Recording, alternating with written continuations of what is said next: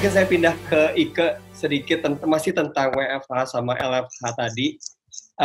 Saya tahu Ike kurang lebih memiliki background juga sebagai psikolog yang menangani anak-anak dulu, atau sekarang juga mungkin masih. Kira-kira ada saran atau usulan nggak? Khususnya tips juga mungkin bagi orang tua yang merasa, kok anak saya nggak ngerti-ngerti sih, kok anak saya malah jadi memberontak dan seterusnya. Bahkan we know lah ada beberapa meme yang mungkin kita lihat sama-sama yang tulisannya anak kecil lagi bawa koper bilang, aku pengen ke rumah ibu guru aja karena mamaku lebih galak dari ibu guru, dan seterusnya. Pokoknya adalah hal-hal seperti itu. Nah, kira-kira ada tips nggak untuk orang tua bagaimana bisa mengerti dan akhirnya menyikapi parenting atau mengajar anak di rumah dengan baik? Boleh, Ika, silakan. Untuk menyampaikan tips, pertama-tama saya mau sampaikan salut dulu untuk semua orang tua yang sambil bekerja, juga yang ngajarin, sudah jadi mama, jadi koki, jadi guru, semua dirangkep gitu ya. Yang pertama perlu pahami dulu bahwa semuanya kaget, semuanya stres. Semuanya perlu waktu buat adaptasi. Mamanya, papanya, anaknya, pembantunya sekalipun kalau ada pembantu atau asisten rumah tangga, semuanya sedang stres dan butuh adaptasi. Dan seperti yang tadi Joy sampaikan, perlu struktur yang baru. Kalau saya lebih suka pakai istilah perlu manual yang baru. Semua barang hadir dengan manual. Semakin canggih suatu barang, manualnya akan semakin complicated, semakin tebal. Nah, sayangnya manusia ini sangat complicated, tapi nggak punya manual. Jadi kita perlu membuat satu manual yang baru, dan perlu disampaikan bahwa ini adalah satu pengaturan yang baru di rumah. Jadi manual itu misalkan seperti tadi Joyce juga bilang, kalau jam sekian sampai jam sekian mama mau kerja, jadi belajar sama papa misalkan, atau ada pengaturan-pengaturan tersendiri di situ. Selain itu juga kita perlu pilih waktu yang kita memang benar-benar siap.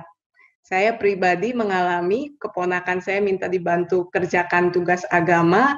Saya pikir saya ini kan mantan guru sekolah minggu 7 tahun, susahnya apa sih gitu ya, paling 15 menit gitu. Ternyata soal agamanya susah banget, butuh waktu 1 jam, jadi saya ngerjainnya juga sambil marah-marah gitu. Karena saya nggak siap, saya kirain hanya cukup 15 menit, ternyata menghabiskan waktu 60 menit. Jadi pastikan waktu Anda membimbing anak-anak Anda juga siap, tidak di tengah-tengah mengerjakan aktivitas atau terburu-buru harus pindah ke aktivitas lain. Kemudian struktur yang dibutuhkan adalah struktur fisik dan struktur waktu. Struktur fisik itu misalnya paling baik adalah belajar di area yang sama setiap hari. Jadi kalau misalkan memungkinkan ada meja khusus yang memang hanya diizinkan untuk belajar. Tidak untuk makan, tidak untuk main. Jadi anak tahu ketika duduk di situ, seluruh tubuhnya, seluruh sistemnya siap untuk belajar.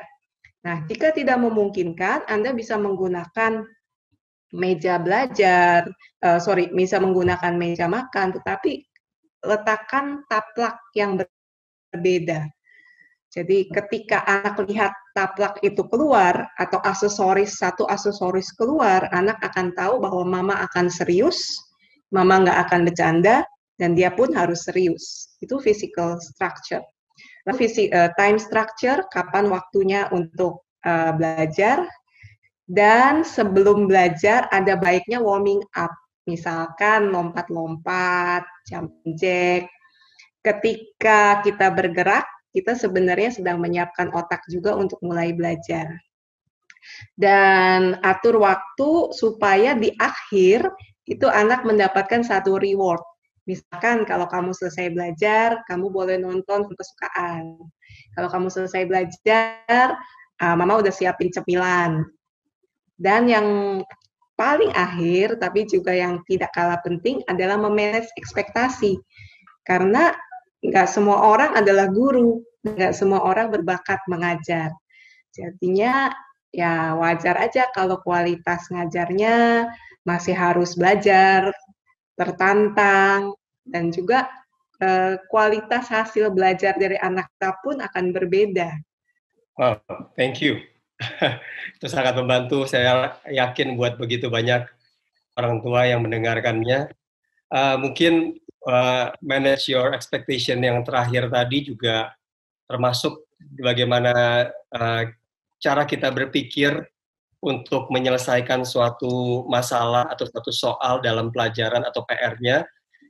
Bisa jadi belum tentu sama persis seperti apa yang ada di dalam pikiran dia atau apa yang selama ini diajarkan oleh gurunya ya. Jadi kita harus belajar juga untuk mengetahui sebenarnya cara penyelesaian apa sih yang diajarkan oleh sekolah atau oleh guru kamu. Karena bisa jadi 20 tahun yang lalu atau 25 tahun yang lalu yang kita pelajari waktu SD bisa jadi berbeda dengan 25 tahun berikutnya ya, atau which is sekarang gitu loh, apa yang mereka pelajari. Jadi kita harus cari tahu. Tapi yang saya pelajari tadi dari apa yang Ike sampaikan juga adalah perencanaan, dan juga Joyce tadi juga sempat sampaikan, intinya adalah perencanaan dan komunikasi itu sangat penting ya. Sangat penting supaya kita bisa memelihara ini semua dengan baik. Dan orang tua perlu fokus untuk merawat hubungan dan menjaga hubungan. Jadi kita perlu taruh energi kita di value yang benar, fokus untuk menjaga hubungan antara orang tua dan anak, itu jauh lebih penting di atas nilai, di atas hasil belajar. That's very true. Thank you very much. Yes. Di relationship harusnya, atau intimacy atau relationship itu seharusnya di atas daripada perfection ya. Daripada atas 100, daripada nilai 100, 99, 98 dan seterusnya. Thank you very much. Nah, oke. Seperti yang kita juga mungkin sadari bahwa situasi ini bukan cuma sekedar terjadi dalam hal parenting tantangannya, tapi juga bisa terjadi di dalam hal pernikahan atau marriage kita. Mungkin ada saran dari Joyce tentang bagaimana mensiasati supaya kita bisa tetap dekat, tetap intim bersama dengan pasangan kita di dalam pernikahan ini, di tengah-tengah semua situasi yang kita hadapi. Karena bukan cuma sekedar pusing karena anak, tapi bisa juga pusing karena dipengaruhi dengan pekerjaan yang harus diselesaikan, belum lagi karena lamanya PSBB atau karantina yang sedang berlangsung berdampak kepada keuangan pribadi maupun keuangan perusahaan dan seterusnya, belum lagi mikirin karyawan dan seterusnya. Kira-kira itu bisa justru bisa mempengaruhi hubungan atau komunikasi dalam pernikahan. Kira-kira ada tips bagaimana mensiasati itu supaya jiwa kita juga tetap sehat, tetap sane, kalau kita bilang ya, tetap sane, tetap waras dalam berkomunikasi dengan istri atau suami kita. Di awal-awal pandemi ini, di mana kita harus stay at home, ya mungkin ada banyak pasangan yang happy ya, Pastor Joe. Tadinya ketemunya cuma malam gitu kan, sekarang bisa breakfast, lunch, dinner, bahkan Sabtu gitu kan, bareng-bareng. Nah, tapi memasuki minggu-minggu semakin kesini gitu ya, ketiga, keempat, kelima, tanpa kepastian apa yang akan terjadi, kapan ini semua akan berakhir, seperti tadi yang Pastor Joe bilang, bisnis sepi, income mulai berkurang, bahkan ada yang gaji dipotong mungkin, harus ngajar anak 3 orang. Nah, tingkat stres bisa saja mulai di salah satu, bisa saja mulai meningkat ya, di salah satu dari pasangan. Dan secara tidak sadar, hal-hal yang kecil bikin intonasi jadi tinggi, jadi cepat emosi gitu ya. Mungkin saya cuma mau share, mau mengingatkan lagi kepada teman-teman tentang pentingnya komunikasi di dalam satu pernikahan. Yang perlu kita ingat di hari-hari ini adalah kita semua stres, seperti tadi yang Ika juga sempat mention ya kan, dan kita harus komunikasikan dengan baik apa yang kita rasakan dan yang kita harapkan. Misalnya seorang suami contohnya bisa bilang, saya tuh merasa sendirian loh, karena kayaknya kamu dari pagi sampai malam sibuk anak-anak. Saya harap kamu tuh bisa punya waktu buat dengerin saya. jadi bukan menyalahkan istri, bukan kayak nuding atau ya menyudutkan gitu ya. Tapi kasih tahu, komunikasikan. Kita tuh merasa apa dan kita mengharapkan apa. Nah, kalau kita ngomongnya lebih, dari perspektifnya saya yakin pasangan kita bisa lebih lebih mendengarkan ya, bisa segera berempati gitu ya. Nah, empati itu di saat-saat krisis seperti ini tuh menjadi sangat lebih penting. Karena kan kita kepengennya kita ingin lebih intim ya, emosional apalagi. Emotional intimacy itu adalah salah satu yang kita harus perjuangkan gitu di hari-hari ini gitu. Jadi please be kind to your spouse,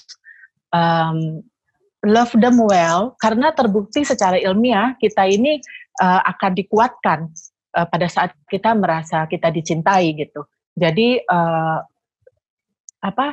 manage your expectation, berikan empati yang lebih besar kepada pasangan kita, karena tidak mudah juga gitu buat pasangan kita kan untuk untuk menjalani hari-hari ini gitu ya.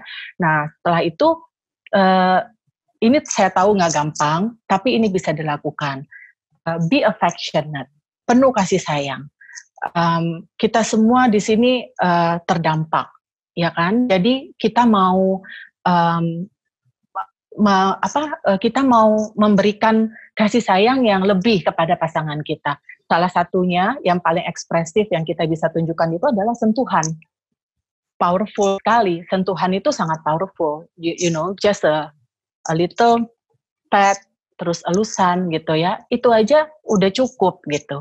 Jadi saya pikir kita mulai dengan komunikasi, terus kita tetap be mindful bahwa ini saat-saatnya di mana saya harus show empathy more kepada pasangan saya, dan saya mau belajar untuk melakukan be affectionate.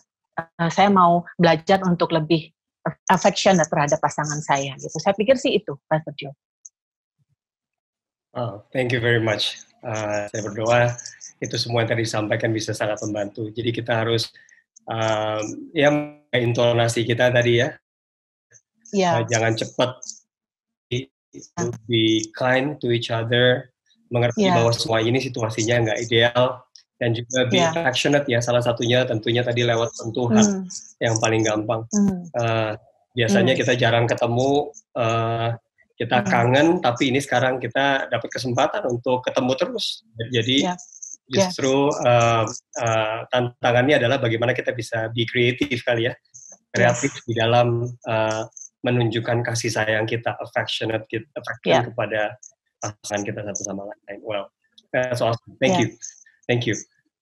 Mungkin saya sedikit ganti topiknya sedikit, atau bukan topik sih, maksudnya ya tema pembicaraannya sedikit tentang, kalau tadi tentang parenting, tentang pernikahan, bagaimana mensiasati semuanya itu supaya jiwa kita tetap sehat, tetap waras di dalam menghadapi semuanya itu. Nah, ini mungkin sedikit lebih berbeda feel-nya, karena berhubungan dengan kondisi yang sedang terjadi. Kira-kira ada tips nggak bagi keluarga yang mungkin ditemukan di dalam anggota keluarganya ada yang akhirnya berstatus ODP atau orang dalam pengawasan, atau bahkan mungkin juga sebagai PDP, pasien dalam pengawasan. Kira-kira ada tips mengenai ini mungkin dari Ike, silakan boleh. Tentunya ini sesuatu yang nggak mudah dan nggak bisa diselesaikan, nggak semudah dibicarakannya.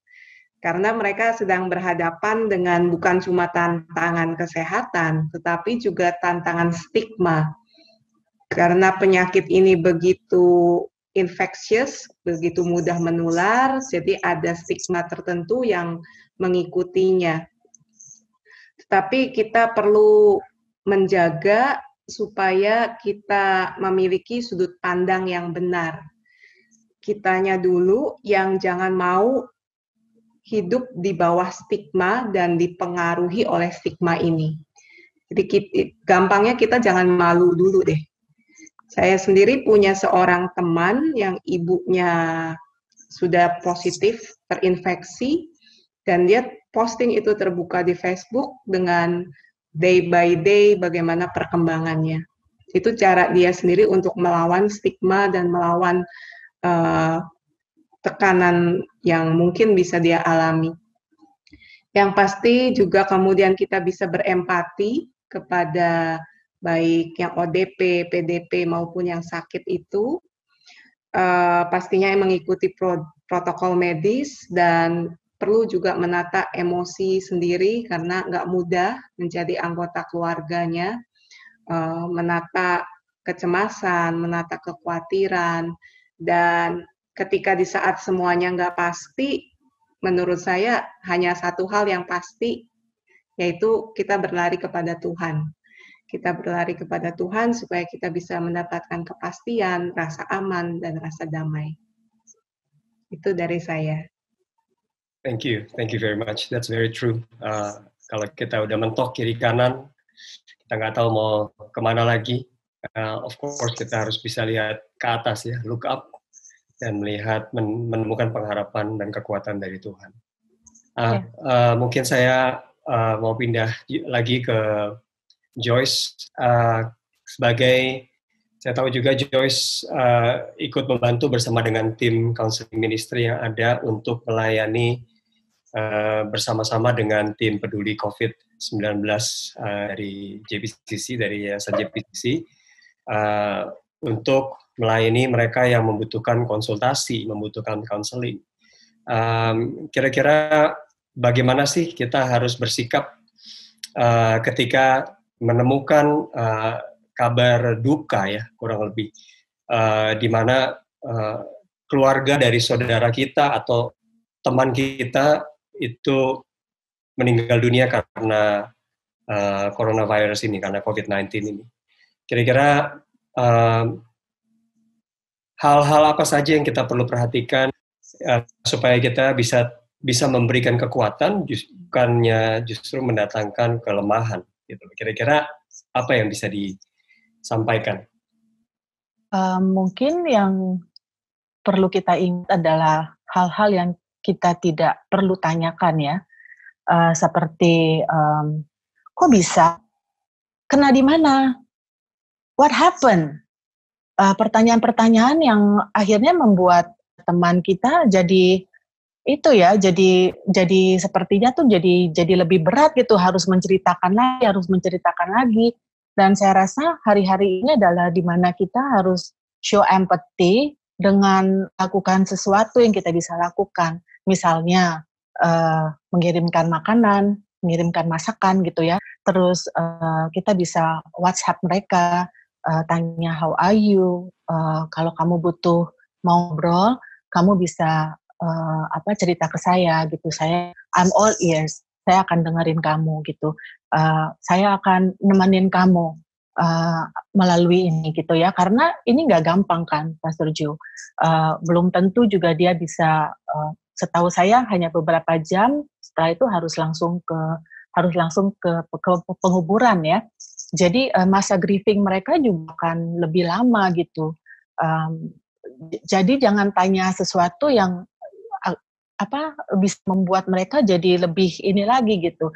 Stop asking pertanyaan-pertanyaan itu, do something, cuma bilang I'm so sorry for your loss, terus apa yang saya bisa lakukan, can I pray for you, prayer always work. Doakan mereka on the spot gitu ya, kasih tahu mereka bahwa ini ada orang yang benar-benar peduli, jadi nggak usah ditanya-tanya gitu, kenapa begini, kenapa begitu. Itu sih yang saya rasa kita harus ingat gitu ya. Thank you. Intinya jangan membuat mereka seakan-akan jadi diinterogasi gitu ya, kurang lebih ya. Tapi seperti firman Tuhan ajarkan kepada kita supaya kita lambat bicara tapi cepat mendengar justru. Itu sebabnya kita punya 2 telinga dan cuma 1 mulut ya. Thank you very much. Mungkin sebelum kita selesaikan sesi kita pada hari ini, karena waktu juga yang membatasi kita. Mungkin sedikit saran atau tips atau mungkin apapun lah yang bisa membantu setiap dari kita yang mendengarkan sesi ini atau program ini tentang bagaimana sih kita bisa, apa yang harus kita lakukan ketika kita mengalami grief, mengalami kehilangan, baik itu kehilangan anggota keluarga, teman, ataupun kehilangan pekerjaan, bisa jadi salah satunya. Tapi kira-kira apa yang kita perlu perhatikan atau kita bisa lakukan secara gamblang aja tentang bagaimana mengatasi grief ini. Mungkin dari Ike dulu, abis itu nanti terakhir dari Joyce, kalau ada yang mau ditambahkan, kalau enggak juga nggak apa-apa. Silakan. Kurang lebih prinsip-prinsipnya sama, kita perlu menyelami dulu apa sebenarnya perasaan-perasaan yang muncul di hati kita. Dan biasanya memang mixed feeling, perasaan yang campur aduk, makanya perlu kita definisikan dulu. Kemudian perasaan-perasaan tersebut terkait dengan apa, kepada siapa kita bisa berbagi, seperti itu. Kurang lebih tadi yang grief Joy sudah sampaikan. Mungkin kalau yang ke area pekerjaan dan bisnis, karena saya juga mengalaminya, langkah pertama adalah kita merawat diri kita sendiri dulu.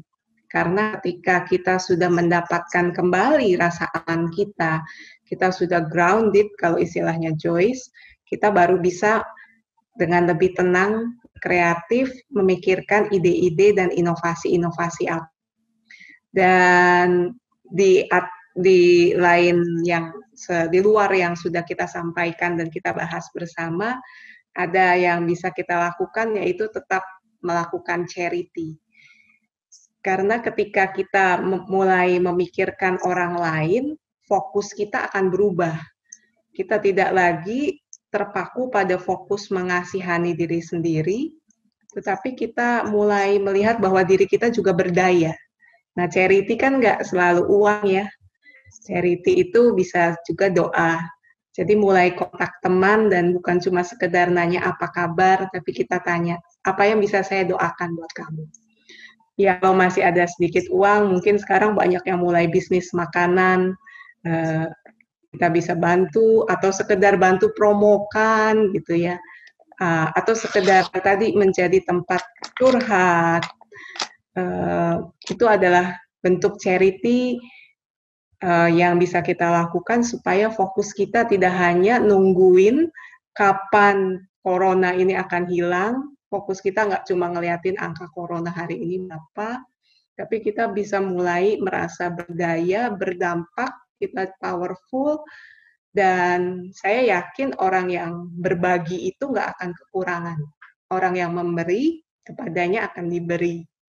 Mungkin saya nambahin dikit, sekarang ada banyak hal yang memang di luar kontrol kita. Tapi ada banyak hal juga yang kita bisa kontrol. Salah satunya adalah memanage kita punya pikiran. Pikiran kita bisa jaga, kita bisa kontrol. Yang pertama memang tentu kita harus isi dengan firman Tuhan, ya kan? Kita sudah diajarkan terus-menerus gitu ya apa yang harus kita lakukan dari sisi spiritual gitu. Manage your mind itu akan membuat kita tuh bisa manage kita punya damai. Nah, terus juga fokus dengan apa yang kita punya. Ini mumpung di sini saya ada pencil case. Pencil case saya tuh nggak penuh, tapi saya bisa bilang ini pencil case kosong atau nggak penuh, atau ini pencil case penuh setengah. Jadi perspektif is very important. Kita bisa ada banyak hal yang saya yakin kita bisa syukuri, kita bisa work on it, walaupun memang tidak menyepelekan perasaan kehilangan itu gitu ya, tapi kita bisa ganti perspektif. Ya, perspektif is very important kalau menurut saya. Ya, thank you very much untuk tambahannya, sangat membantu, saya yakin. Untuk di atas, di luar daripada semuanya itu juga yang pasti mengetahui bahwa kita nggak sendirian ya, kita bersama dengan orang lain. Tentunya kalaupun kita kehilangan orang yang kita kasihi, bukan kita satu-satunya yang kehilangan. Ada juga orang-orang lain yang juga mengasihi orang yang sama juga ikut kehilangan, dan kita bisa saling berbagi beban kita bagi satu sama lain. Yeah. Well, thank you very much, Ike dan Joyce yang sudah, saya yakin menjadi berkat begitu luar biasa bagi semua kita yang mendengarkan program ini atau sesi ini pada hari ini, untuk membantu kita bagaimana memelihara kesehatan mental dan jiwa kita. Saya berdoa semuanya ini akan bisa membantu kita mengetahui tips-tips apa, tindakan apa bahkan yang perlu kita lakukan, keputusan apa yang kita perlu ambil, langkah-langkah apa yang perlu kita jalani untuk menjaga hati dan pikiran kita supaya tetap dalam keadaan yang sehat. Sehingga kalau kita sehat, kita juga bisa jadi berkat buat orang lain. Kita bisa membantu orang lain di tengah-tengah semuanya, because we're in this together. Nah, sebelum kita selesaikan, izinkan saya untuk berdoa bagi kita semua, dan biarkan firman Tuhan yang berkata bahwa damai sejahtera yang melampaui segala akal itu menguasai dan memelihara hati dan pikiran kita, dan itulah yang disediakan Tuhan bagi kita semua. Mari kita berdoa. Tuhan, terima kasih untuk sesi ini, untuk program ini, untuk setiap informasi, tips, saran, langkah-langkah, bahkan hal-hal praktis yang disampaikan oleh para narasumber. Kami berdoa agar semuanya ini bisa menjadi sebuah tools atau alat bantu untuk menolong setiap dari kami semua mungkin yang membutuhkan bantuan atau pertolongan di tengah-tengah masa krisis seperti ini, Tuhan. Tapi di atas segala-galanya kami berdoa bagi teman-teman, saudara-saudara kami yang saat ini menyaksikan program ini, yang mungkin sedang kehilangan, baik itu kehilangan keluarga mereka, orang-orang yang mereka kasihi, atau mungkin kehilangan pekerjaan mereka. Mungkin di antara teman-teman mereka atau saudara mereka, ada yang sedang ada di rumah sakit. Atau bahkan mungkin mereka sedang mengalami stres atau pusing dengan bagaimana mengatur keuangan, mengatur rumah tangga, mengatur hubungan dengan pasangan, dengan anak dan keluarga ini pada masa-masa seperti ini. Tuhan, kami berdoa, kami minta supaya damai sejahtera Tuhan yang melampaui segala akal turun di atas hati dan pikiran kami. Memelihara hati dan pikiran kami, menguasainya supaya kami boleh menemukan damai sejahtera yang sejati. Keyakinan bahwa kami dikasihi oleh Tuhan yang sudah datang ke dalam dunia ini, mati bagi kami, bahkan bangkit pada hari yang ketiga, menebus dosa kami, memberikan kami hidup yang baru. Sebagai bukti dari kasih-Mu yang begitu luar biasa. Kami berdoa biar damai sejahtera yang kami temukan di dalam Engkau tersebut bisa menenangkan hati dan pikiran kami. Bisa memberikan kami clear thinking. Memberikan kami juga common sense, Tuhan. Sehingga kami bisa mengatasi segala sesuatu yang mungkin sedang terjadi di dalam kehidupan kami dengan kekuatan Tuhan, dengan jalan-jalannya Tuhan. Bantu kami Tuhan, sebab pertolongan kami datangnya daripada Engkau.